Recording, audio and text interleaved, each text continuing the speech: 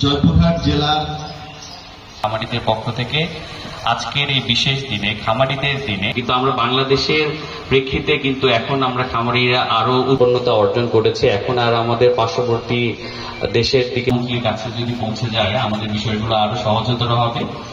দাম প্রায় 3 গুণ বৃদ্ধি পেয়েছে, কিন্তু আমাদের দুধের দামের দিকে যারা 3 ট্যাঙ্কার তাদের কাছে পৌঁছায় দিতে পারছি।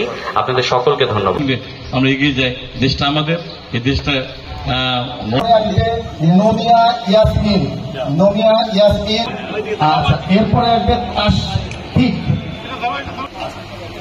সৌমিক মন্ডল, জি 5ম শ্রেণী। আমি বাবা কিছু জন্য বাবার দুধ কেনার জন্য আজ অভিজ্ঞতা আছে যে খাদ্যের মধ্যে 6টি উপাদান থাকে, কিন্তু আমার বাবা যে জিনিসটা খুব চেষ্টা করতেন, যেটা আমাদের চাকরির জন্য